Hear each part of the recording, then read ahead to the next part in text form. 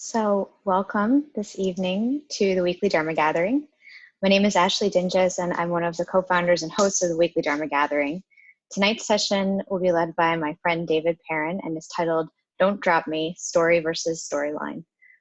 David will lead us through a guided meditation, a Dharma talk, and then we'll close with a Q&A and discussion. And as David also just noted in the chat box, you can also feel free to use the chat at any time to contact either of us or ask a question or share a thought. And as you can see, tonight's session is being recorded. So if you prefer not to be seen, you can just turn off the camera feature. And we do ask that you just keep yourself muted if you're not asking a question or speaking. And please note also that you will be recorded if you're asking a question. So if you don't want to be recorded, you can just send your question into the chat box. And then the recording of tonight's session will be available in your Vimeo account in your purchase products section about 24 hours after the talk ends. And you'll also receive an email confirmation once we post the video. So it's my pleasure to introduce David Perrin, a fellow New Yorker and meditation teacher and mentor in the Shambhala tradition. David is a mindful lead teacher and director of the Mindful Teacher Training core faculty at the Institute for Compassionate Leadership and the co-director of Teaching Mindfulness with Dr. Shantae Smalls and Ethan Nichtern. David is also a licensed creative arts psychotherapist, and he serves as a trustee at the Perrin Family Foundation, which supports youth social justice programs in Connecticut. David is committed to anti-racism and anti-oppression in meditation centers, social institutions, and in his own practice. He, again, lives here in New York City with his partner, Ann Keenan, and their 3 children. So David, I would invite you to please teach us this evening. Thank you, Ashley. Nice to see you. And nice to be with a number of friends. I feel like this weekly Dharma gathering is becoming quickly its own sort of family with familiar faces regularly attending and presenting. So that's really great. Yeah, so as Ashley mentioned, I'm speaking to you tonight from New York City. I'm actually usually at my office, but tonight I wanted to have dinner with my family. So I'm here at home, I'm in my bedroom, and my 3 kids, as Ashley mentioned, are driving my wife and I bonkers right now because they haven't gone back to school. They go back to school tomorrow. And so they're kind of climbing the walls here in New York. You know, in New York, you can't just kick your kids out and go play in the yard.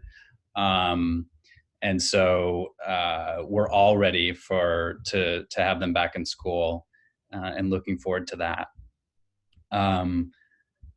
I want to just mention a couple things. One is that, as Ashley mentioned, and I've already put something in the chat box, you know, these sessions, from what I can tell and what I notice, it's like I'm presenting to you. I mostly just see your names. I don't even see your faces. You see me, which is great. But, you know, it's hard in this format, obviously, to be that interactional. And particularly like later when we get into Q&A, and I'm going to offer some questions even based on the meditation that we do. If you don't feel comfortable being on video, which most people I don't think really do, you know, please feel free tonight to just use the chat box and just throw stuff up there whenever it comes to you, even if it's in the middle of the meditation, I don't care. But to whatever degree we can have that kind of dialogue, and not even necessarily waiting for questions, but just reflections on your experience in the meditation or on the topic tonight. This is about story and storytelling, and so that notion of it being somewhat of an interaction between us, given the parameters of this format, I'm going to really encourage that. One of the reasons that I love weekly Dharma gathering, I love this platform, is because from what I can tell so far, there's a lot of stories being shared. And in fact, the Dharma at this time, and particularly with the presenters and the teachers that are teaching here, are teaching a lot through story, which is both very contemporary in a way, and also very ancient. As we know, the Buddha Shakyamuni taught through story often, was telling stories, and the teachings emerged through those stories.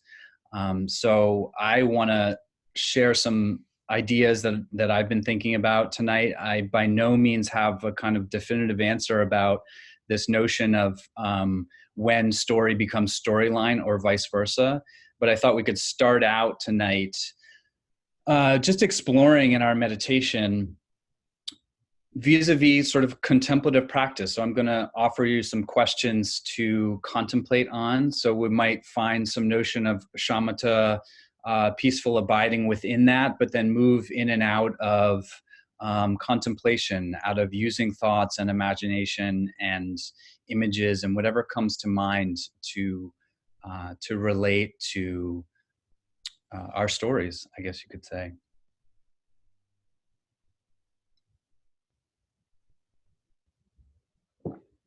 So hopefully you've all already found a comfortable position that you're sitting in, even if you're lying down.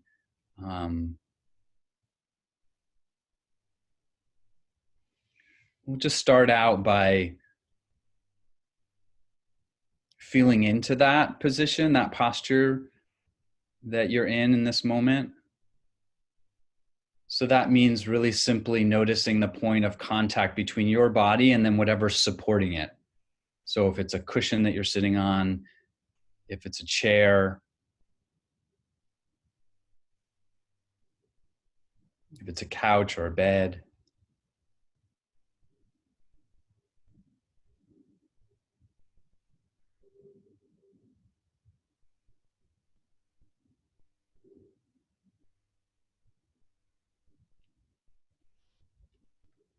And then by extension, almost, we can imagine just acknowledging where we are at this moment. So it's the end of the day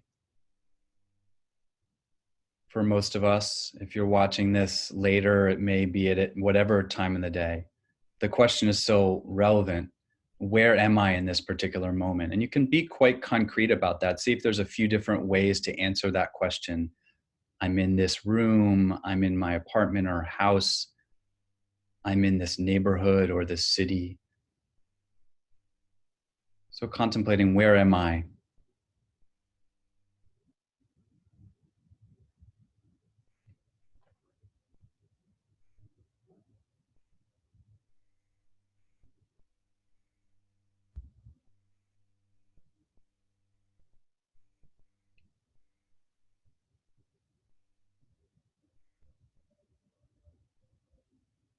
And then that can flow right into or lead right into a little bit of a reflection on the kind of day we've had today. So these are common questions that I ask myself even before I sit down to do, let's say, a longer shamatha session of 15, 20, 30 minutes.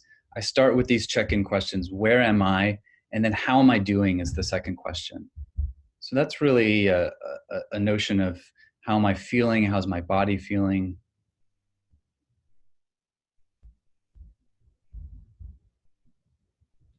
And if that feels like somewhat of an abstract question, it could be even more specific. What kind of day did I have today? Was it a really busy day or a more quiet day? Did I interact with a lot of people? Was I mostly alone? Was I looking at a screen a lot today? Did I move around?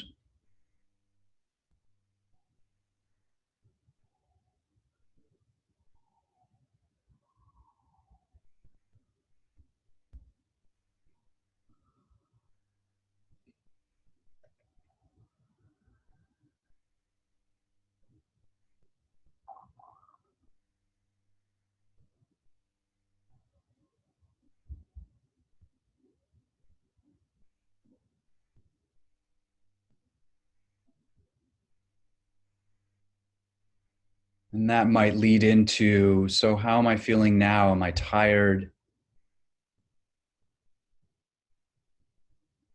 Is there some energy in the body? Am I noticing some preoccupation or worry, anxiety, tinges or themes of that? Is there some heaviness or sadness? Maybe I feel light. Maybe there's ease. Tuning into, noticing.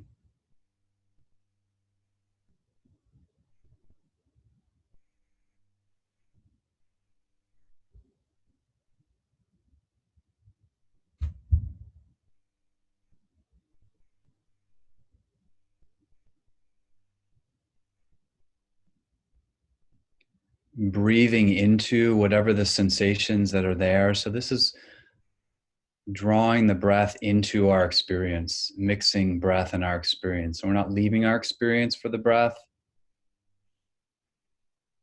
but breathing into our experience.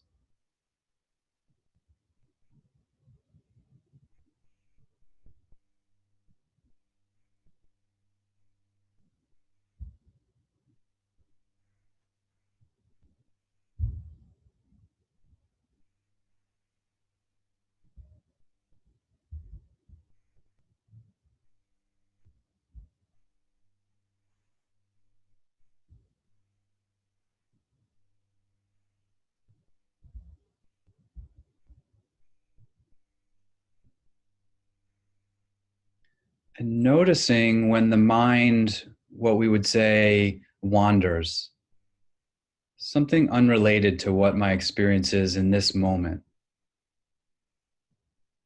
Beginning to feel the quality of when the mind goes off in that way. And those of us who have some experience in shamatha meditation or similar meditations of noticing that and then bringing the awareness back to the body, the felt experience of the breathing, which is just the experience of being present.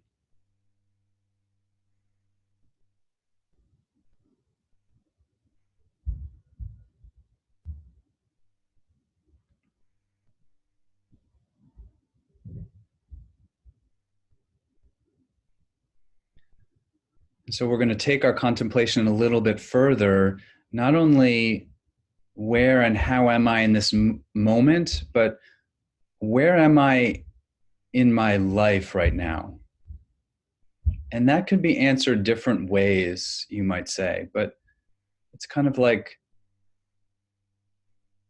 what is my life right now? Where am I at in the span of what I imagine a human life to be?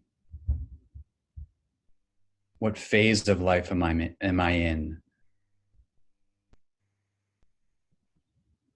What are the big themes in my life right now? Wherever your mind goes with this is fine, but staying with that, what is my life right now?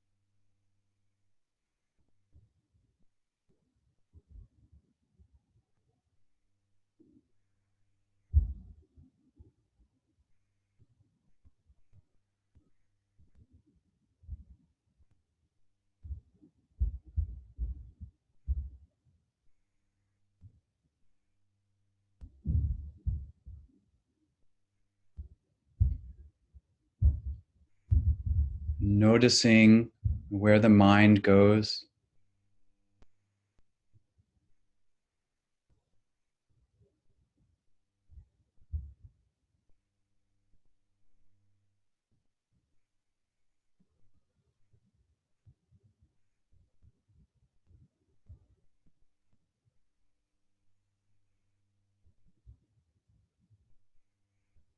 You may be seeing things in your mind's eye. You may be drawing a blank. Whatever's happening, noticing that. And again, breathing into the experience. What is my life? Where am I at in my life now?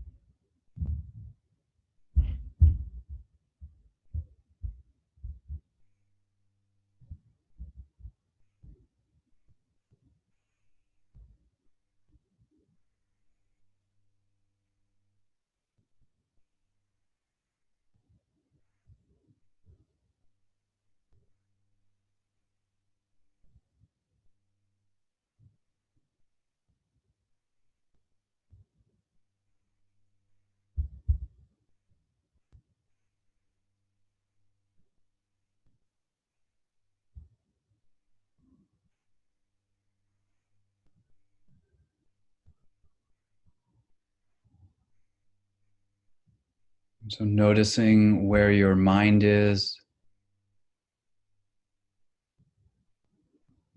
what it's placing its attention on.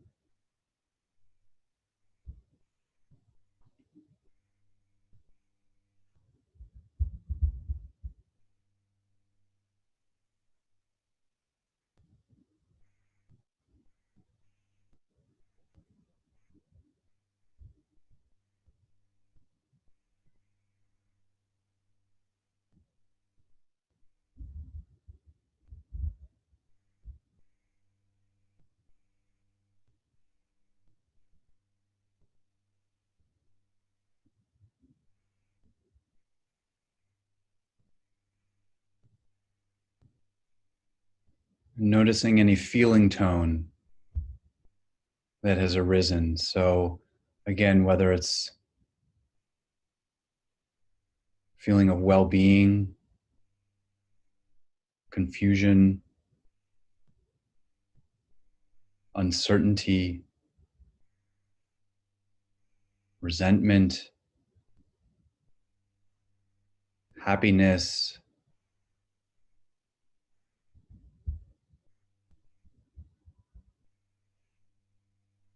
subtle or overt.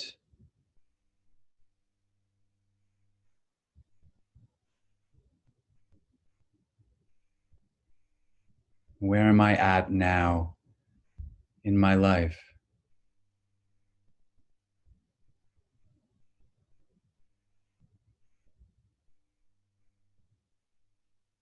And we're going to just spend another minute or two with this. So if you'd like to re-engage with that question, see what comes up when you ask again. Where am I at? Where's my life at now? Where am I at in my life?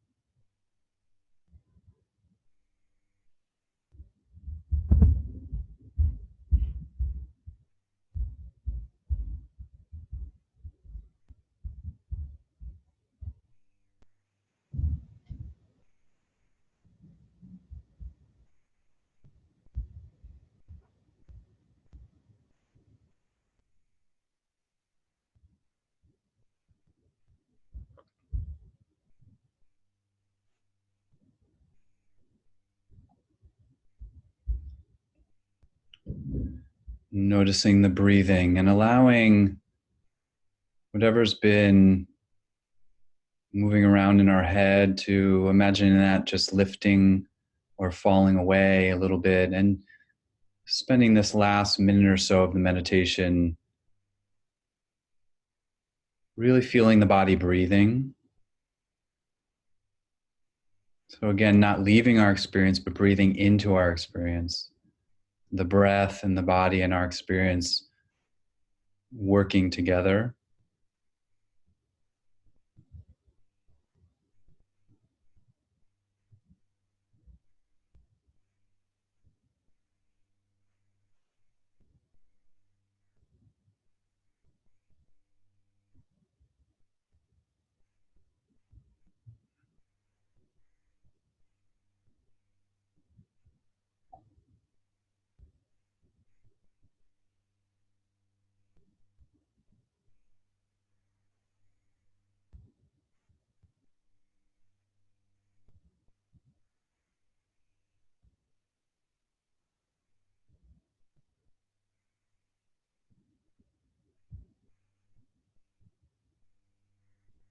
Feeling the body breathing.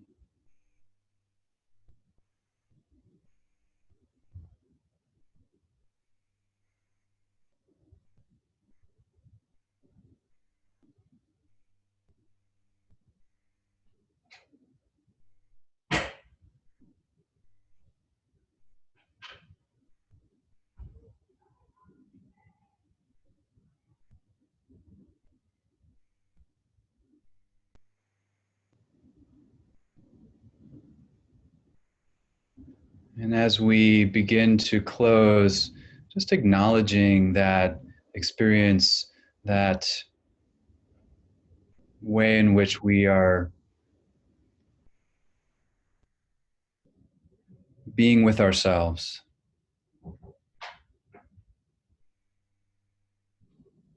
So we haven't run off, physically at least.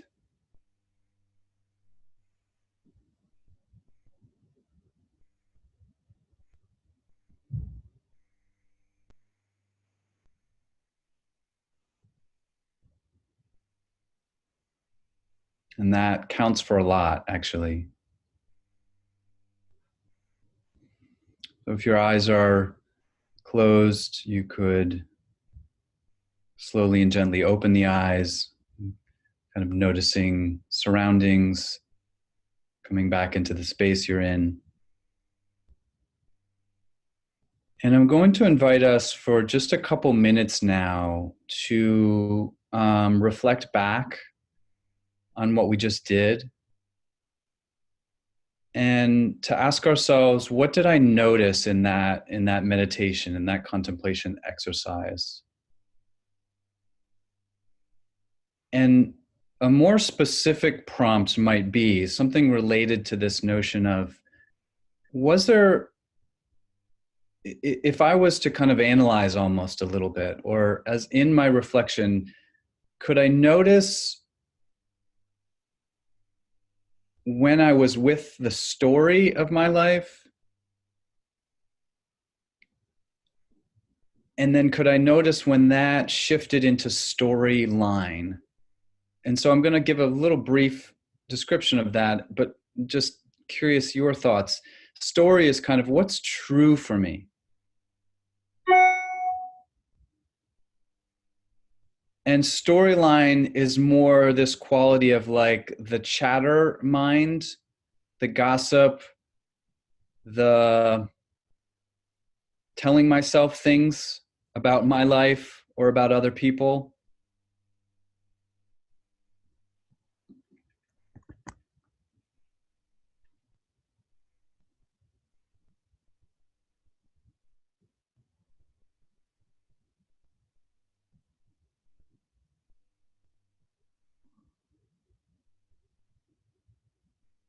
Where was my story in that meditation? When did I notice it? When was it present for me, palpable? And then when did storyline take over? It could be vice versa. It was storyline, and all of a sudden there was this moment of, that's my story.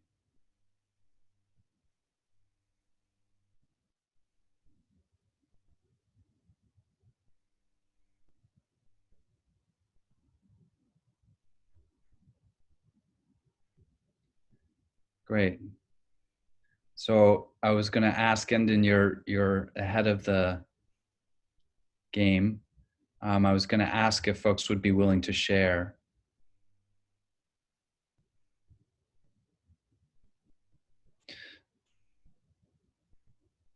So is it okay again that I share the words that you wrote there? Okay. So writing that my sense was a felt sense of being in transition versus a sense of shame or pride about what that transition means or says about where I am. Yeah, that's so true for me too, and feels really universal.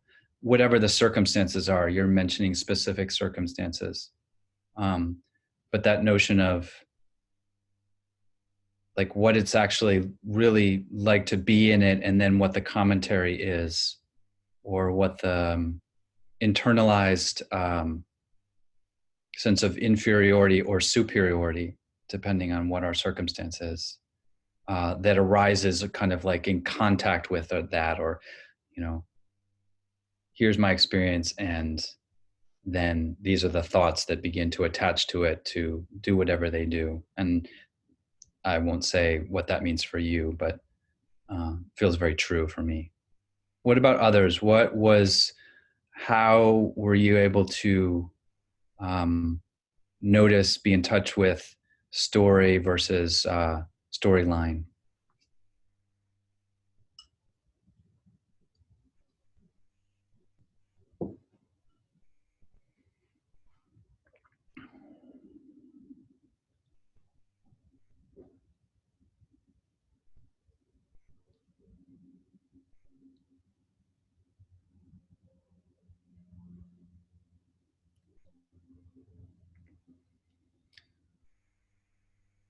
So that's an open question. I'm going to leave that open. So whatever comes to you as things transpire here. So Carrie, is it okay to read what you wrote? Carrie's writing, I saw it as where I was in my life in terms of how much time I have left in my life. At first thinking maybe I'm more than halfway through, and then examining why I think that. Yeah. Yeah, that similarly, that also resonates with me too, because that question of where I'm at in my life, I think about it. Sometimes when I contemplate that, I'm thinking about it chronologically, um, and it brings up a lot, right, in terms of permanence versus impermanence, a notion of, you know, what I have done or want to do or haven't done in my life, um, how I've been with people, you know, how often I've been kind of a jerk, or judgmental, cynical, skeptical, um, and how many times I haven't listened, and I've just started talking.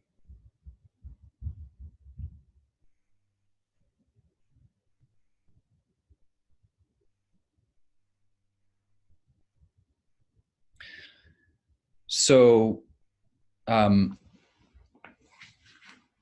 again, to just reiterate that open invitation to keep sharing whatever occurs to you. I was going to share a little bit of a story. For me, actually, the first weekly Dharma gathering I did, I think it was last winter or spring. There were only one or two people in attendance, and I told what for me was like a pretty intimate story about being a teenager and being a high schooler and being in a romantic relationship that happened to be an interracial relationship, and um, you know, what it was like to be dating someone, and the relationships that I had with her friends, in ways that I was seeing and was seeing them. So that's a different story, which I won't repeat tonight, but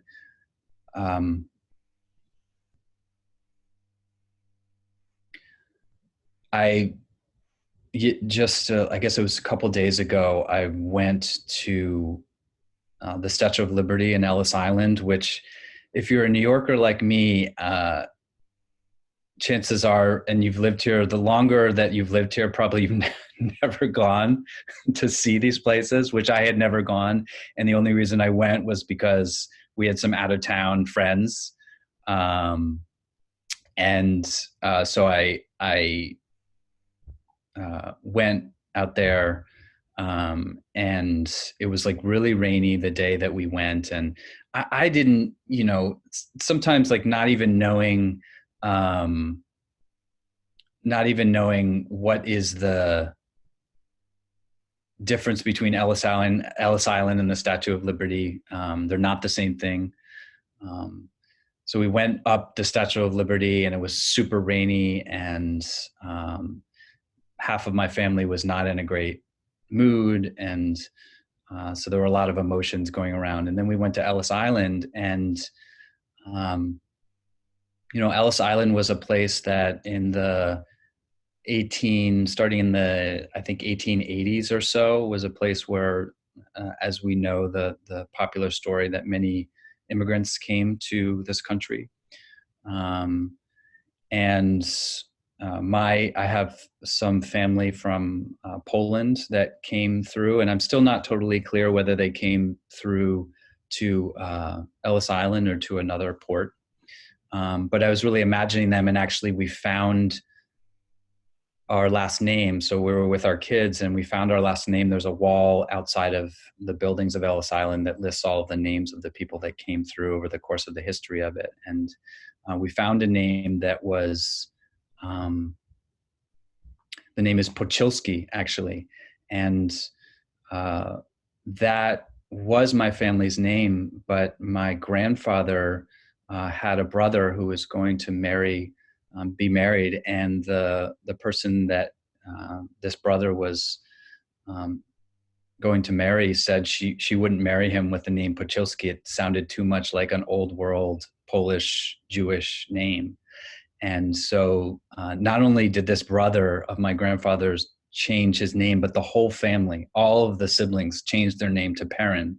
And I actually don't know whether I'm named after a Worcestershire sauce or where the name comes from. Some people say it's a town in New Jersey. Anyway, in kind of what has happened in so many of these stories, right? And being on Ellis Island and kind of looking back historically and seeing so many of the things that we're experiencing today around trying to keep people out of this country and out of our experience and out of our lives and out of our consciousness, really comes back, like being there, right? And so I was sort of experiencing all of that at the same time as I was thinking about, where am I in my life, and what am I committed to, and what am I teaching my kids, and what am I sharing? And, all those experiences of sort of the thoughts that come in that have to do with my life, but then also have to do with storylines and things that I'm telling myself to feel better or worse about myself.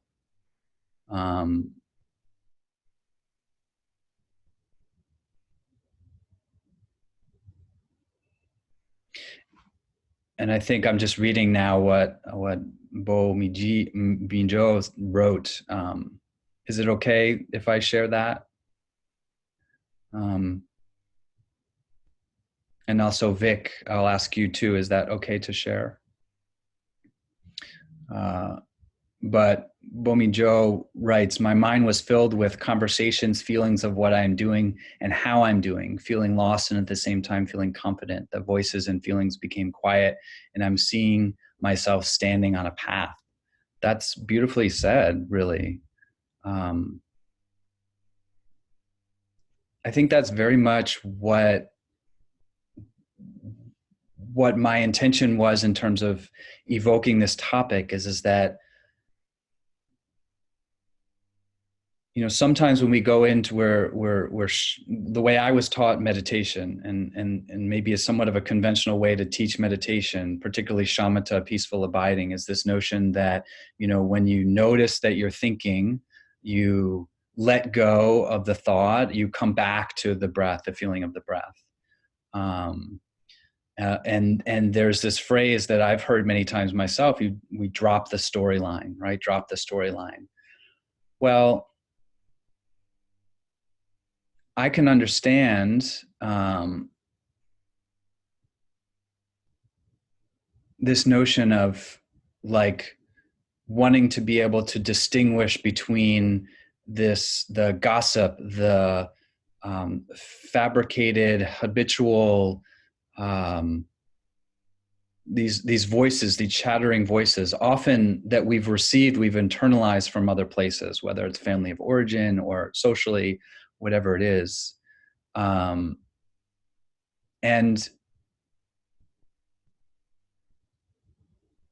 But if we throw out, or if we in any way take that to mean that we should take ourselves or our story or who we are or our truth out of the equation of our dharma, of our practice, then there's a way in which we're quietly being silenced almost, or our experience is being disavowed. And it may not even be the intention of the teacher to do that, right? That may not be what it is, but sometimes and particularly in, you could say, classic or more conventional, traditional Dharma settings, this notion of me and self being the antithesis to liberation and awakenment sets up this situation where the story isn't necessarily being honored. And to me, liberation's not possible without the story. Vic writes, I experienced not actually having an answer and just kept asking this question in my mind, but no story or storyline really formed. So my mind kept wandering. Then asking became the same thing I could come back to, like the breath. That's also really beautifully put, Vic, in that way of coming back to who am I, right? Because we can ask that question in a way where we're sort of grasping for a particular identity or a particular way that defines me. So that to me is like when anxiety and worry and fear and self-loathing come into the picture.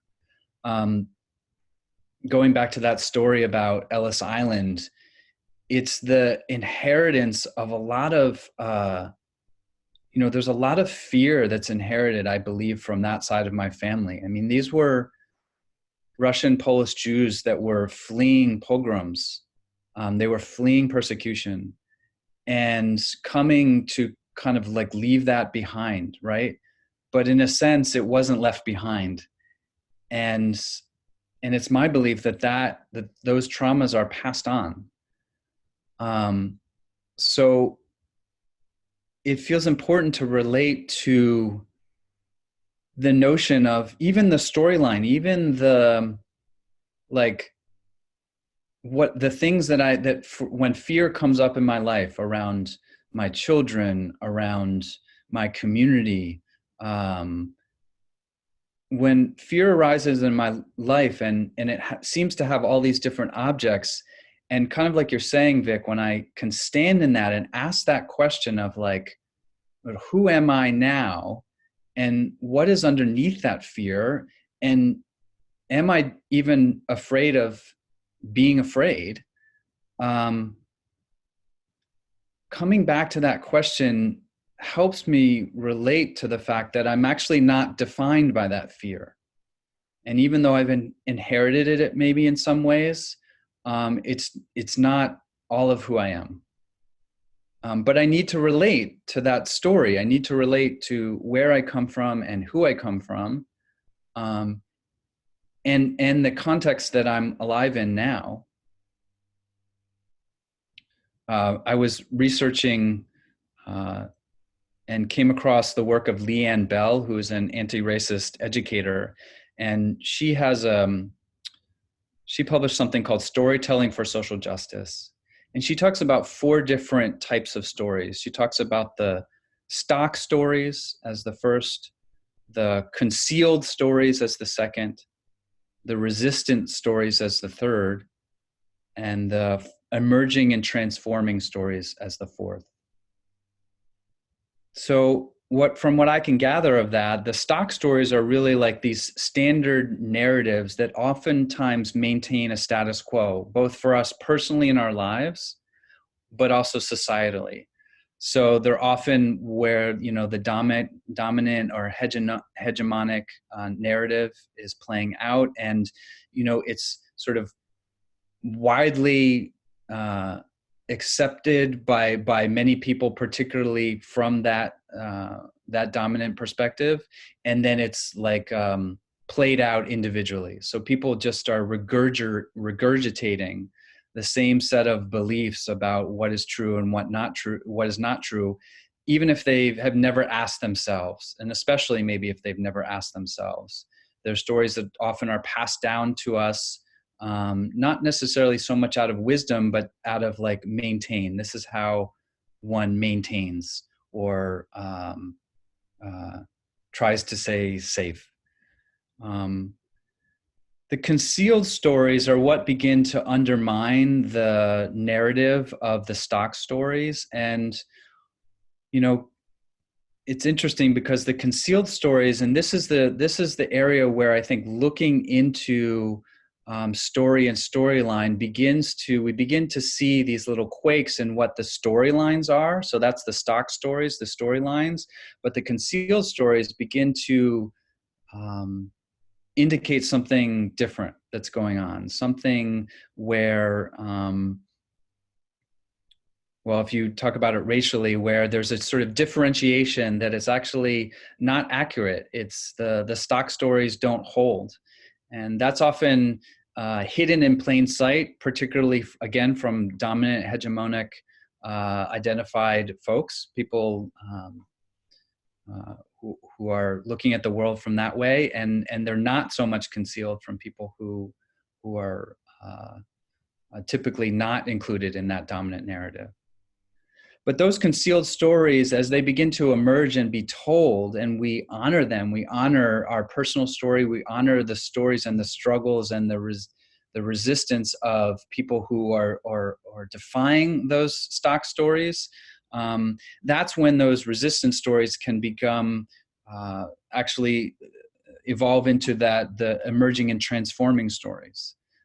So the narratives themselves feel very, I think that's why in meditation, when the experience of meditation for me personally feels very fresh, feels like it's a type of language that I've never heard before in any given setting, or I can just kind of come back to that question of like, who am I? Who am I?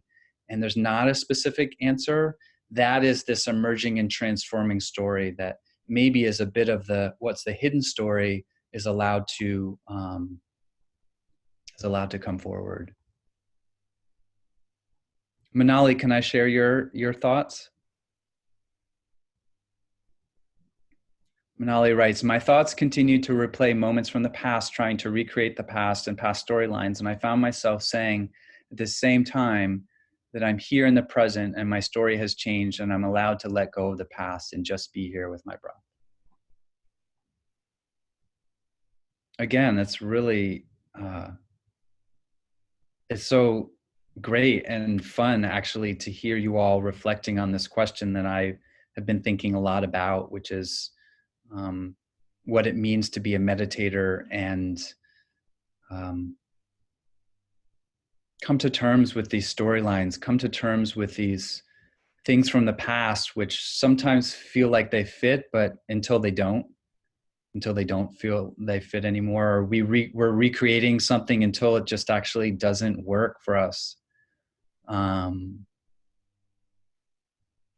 and the practice of meditation gives us that opportunity. I think that if we honor the story of our lives, if we honor, like, I'm here and I'm not defined by those things, but we need to pay attention to them. We need to listen to the storylines in order to be able to juxtapose those things.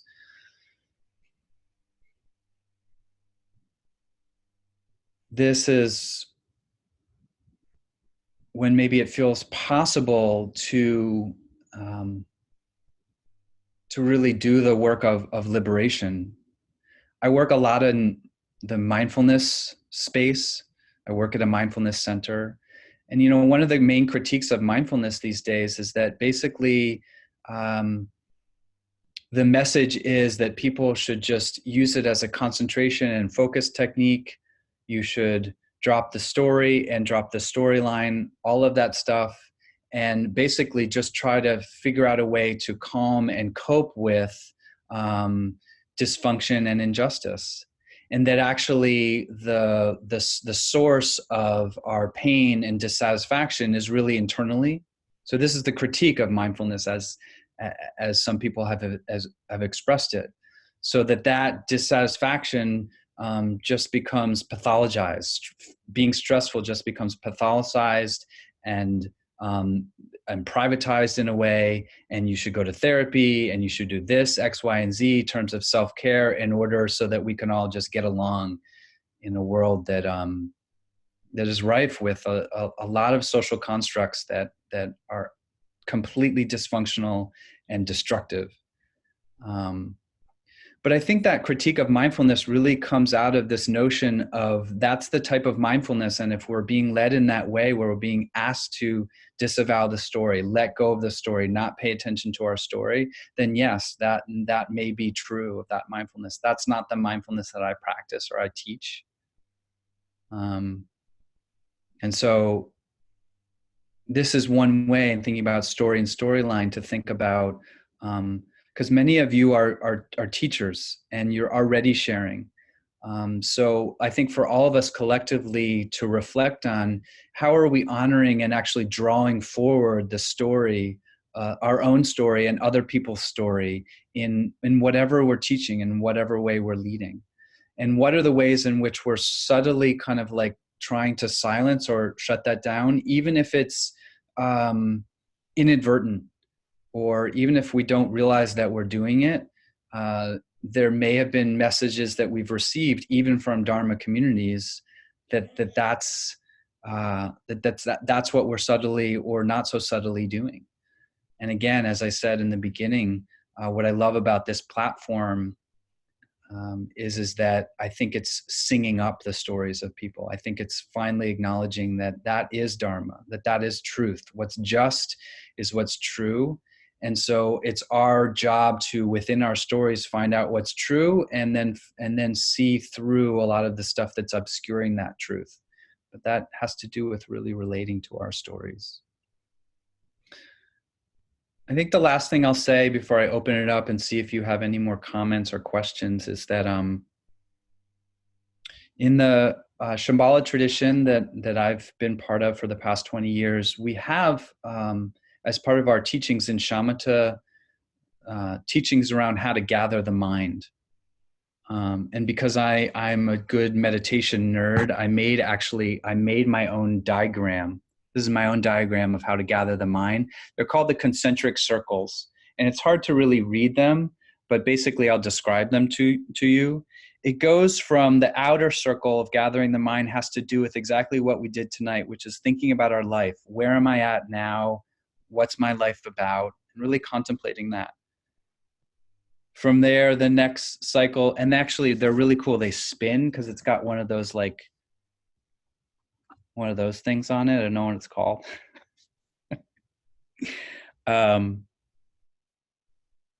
So this next circle has to do with kind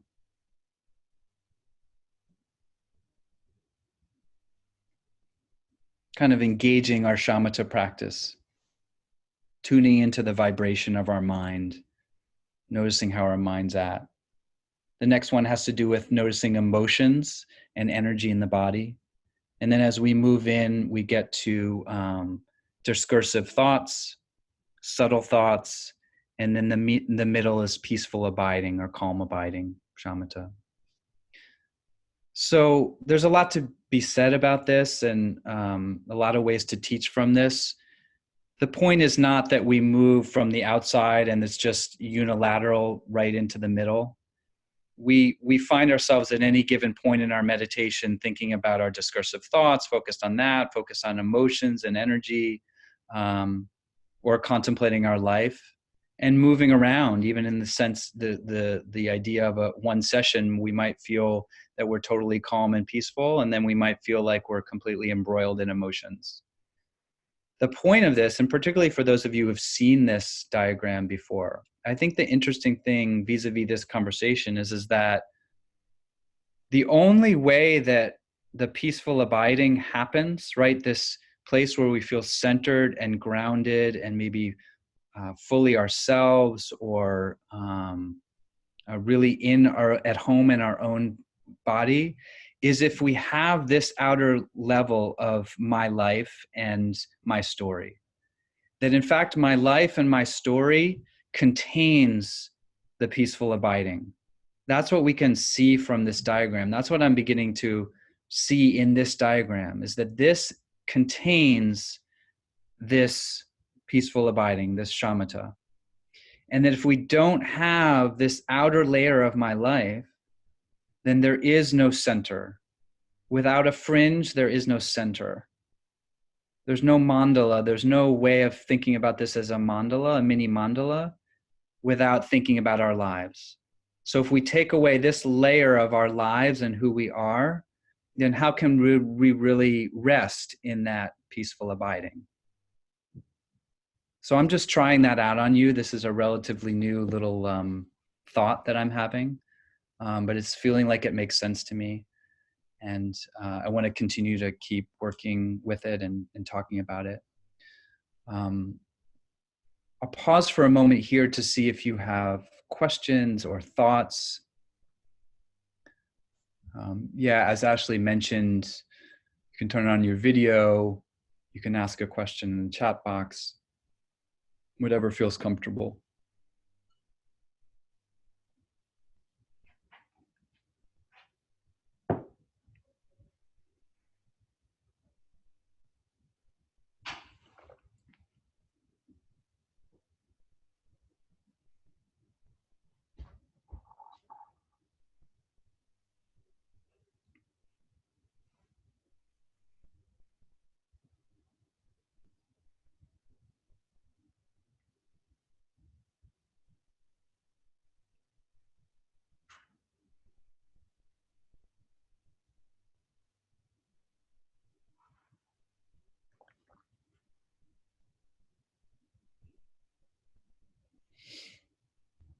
One prompt I might offer in terms of a reflection or question is this a risky thing to do for those of us who are involved in Dharma practice? Yeah, so Vic, is asking the question, the encouragement is to embrace our story and drop the storyline.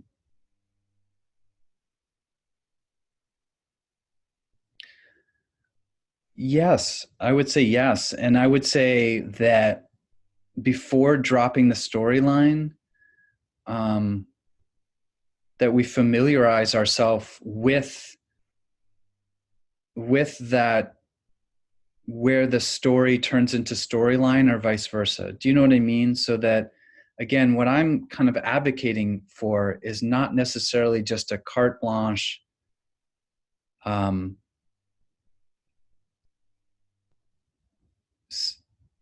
once we notice we're thinking, we let go of that thought and we come back to the breath. But that through doing the contemplation practice that we did earlier, where we were really thinking, we were really using in the style of contemplation, invoking this question of who am I or where am I at in my life right now, that even in that contemplation, we can begin to notice where we're straying into storyline, or what feels like true for us. And I think that that can actually also happen in shamatha as well, is that like what feels true for us, and then can we distinguish that from these like gossipy, chattering, not so true thoughts. And those we do want to let go. I wouldn't necessarily say that we're embracing those, of course, but we need to kind of listen and be able to discern the difference between our story and our storyline.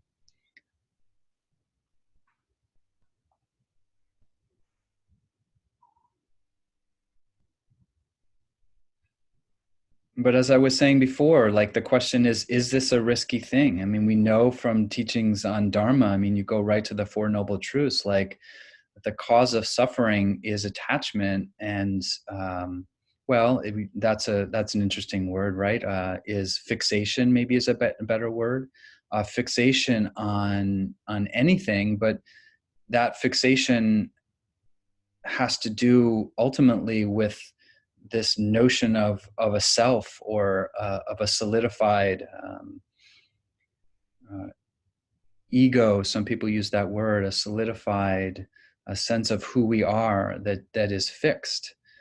Um, and so are we, by embracing our story, are we risking becoming fixated on um, a fixed sense of self?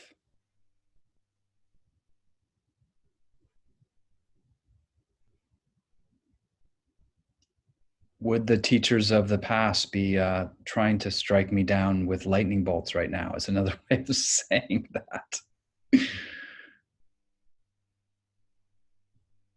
So Gendon writes, a reflection for me is that we can find the ultimate truth through the relative truth of our story, but not confusing our story with the ultimate. Is this what you mean?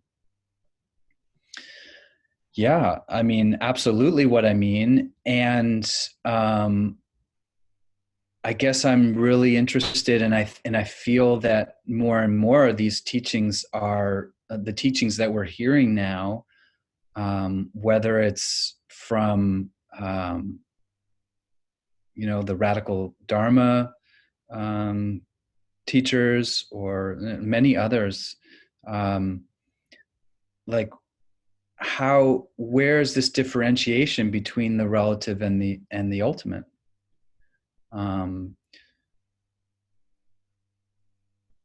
Because if we go particularly to the Mahayana teachings, right, the teachings on emptiness, form is emptiness, emptiness is also form. Right within the story of our lives is ultimate truth. And so again, what I'm positing is that because it's so easy to maybe become confused about that and take our storylines as some form of truth, then the advice has been to just eschew or get rid of any of that. And I'm saying, like, we've thrown the baby out with the bathwater a little bit.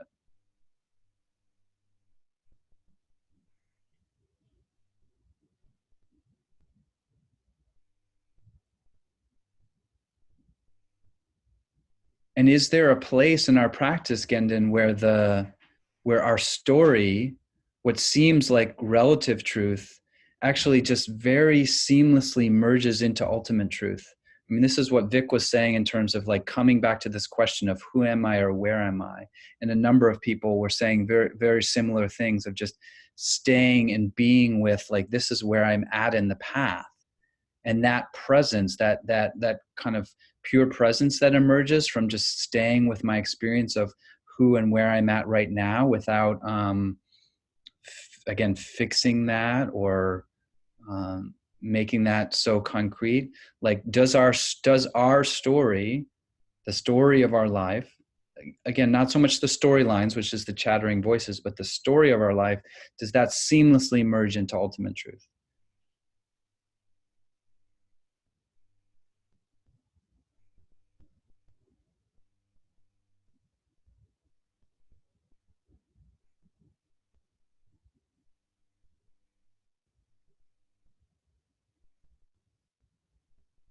that the awareness of our story, the awareness of what's true for us, is in itself awareness. It's not separate from awareness.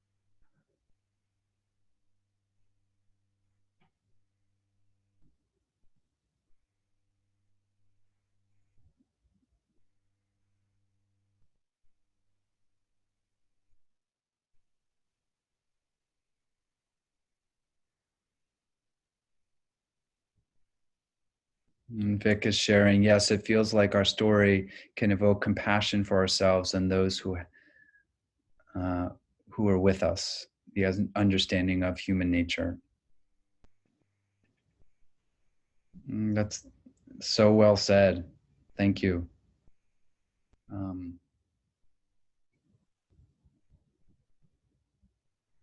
I really feel like that's so true in both kind of a general way and also a specific way. Because I was thinking about when I was thinking about the Leanne Bell's different types of stories, and I was thinking particularly, in kind of like anti-oppression work or anti-racism work specifically, that this notion of the stock stories that we're telling ourselves, um, that, speaking from the perspective of a white heterosexual male, um, that like that that in that construct, in the uh, let's take the construct of race and racism, that construct asks everyone to disavow themselves of those stories. White people, folks of color, Black, Indigenous, everyone is being asked to drop their story and their storyline. And so what happens though is, because there's this dominant perspective, right, this of whiteness, that then you add power into that, and so it can there's this idea of having power over other. But in fact, actually, in a sense of, as a white person, um, whatever is true for me, if that's never been listened to, if I've never listened to that, if others have never listened to that, seemingly they've listened to that because seemingly whiteness has foisted those storylines on other people, but the actual story deep down inside hasn't been told. And that's where, when that hasn't really been heard, when someone's truth hasn't really been heard, and they've been given power, that's the place where real destruction and harm, I believe, can happen and come from. And so what you're writing, Vic, is this notion of, when I can really listen to my own story, then I might have the capacity, begin to develop the capacity for compassion for myself, empathy for myself, which is where it starts. And only then can I then extend that out to other people. I really think that if someone is not doing that for themselves, it's very hard to do that for anyone else. So in some senses, you've helped just take it to that next place, I think, Vic, of like, not only is listening to our story important to begin to distinguish what's true for us, it's also the fount or a source of compassion. And if we've disavowed our own story, or we're subtly in our meditation practice disavowing our story, trying to actually just kind of push it to the side because, we can't tell the difference between story and storyline, so let's just get rid of it all, then we're hampered in our efforts to compassion, I think. I think we're really losing something.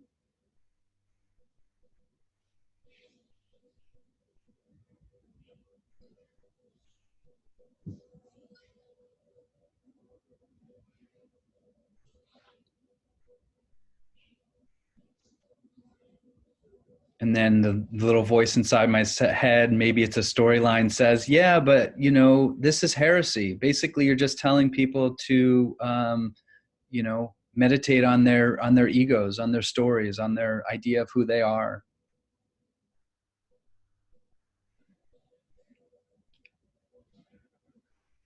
I don't know. Is it possible for Dharma teachers to go up in flames? Ashley, do you know if that's a thing?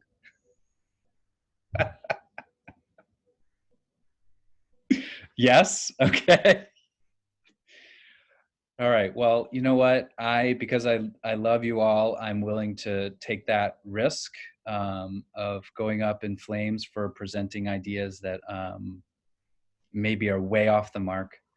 But it's sort of what I don't know. It's where I get to where I'm getting to increasingly in my practice, in my teaching, as I work with students, as I work with my own practice, as I listen to teachers that I really respect, many of whom are on this platform. I've said that a number of times tonight. But I think that really the teachers who are teaching on here are really showing me and illuminating the path for me. And I just really hear a lot of great stories being told, stories that, have been being told in many ways, in many forms, but not always listened to. And again, particularly in dominant and hegemonic spaces, have not been heard or listened to. And we're getting a chance to hear them now for a variety of different reasons. And I feel so appreciative for that. And appreciative to you, Ashley, and Adriana, and Alex, and Shantae, and everyone on the team who's made this possible. You are really helping get our stories out there, so thank you for that. And I want to encourage all of us to keep this conversation alive and not to take for granted or make any assumptions about, you know, things that we've taught where we've been told to do it one specific way. And if that really means leaving ourselves out of the equation, then that's then that's what we should do. And I say, let's question that. I mean, there's many people will say that stories and the act of telling stories is the act of resistance and the act of transformation. So because I believe that from an activist point of view, I feel like it's got to be true in my practice. So I think maybe, is that a good place to leave it for tonight, Ashley, you think? You're sort of nodding, but you're really small on my screen. So. I just made myself bigger. Thank you so much, David. It was wonderful to have you with us tonight. We always enjoy having you here on this platform, and it's also really great to see so many familiar faces back again this week. And also want to give a shout out to Vic, who's teaching in 2 weeks from now, and you can sign up on weeklydharmagathering.com. We also have a really excellent panel next week that I just want to highlight, which will be a BIPOC panel featuring several people who have given individual talks as well. So please do come back and join us for that. We'll have Arthi Tajuja, Joy Gutierrez, Martina Bowie, Claudel Glasgow, and Shantae Smalls. So it's going to be a really wonderful panel, and we're looking forward to that as well. That's our first panel talk that we've had in a while. So please do join us again if you can. And tonight's talk will be available within 24 hours on your Vimeo account. So you can just log in and you should be able to find that under past purchases if you'd like to watch it again. And thank you so much again, David. And thank you to everyone for joining us this evening. And we will see you again next week.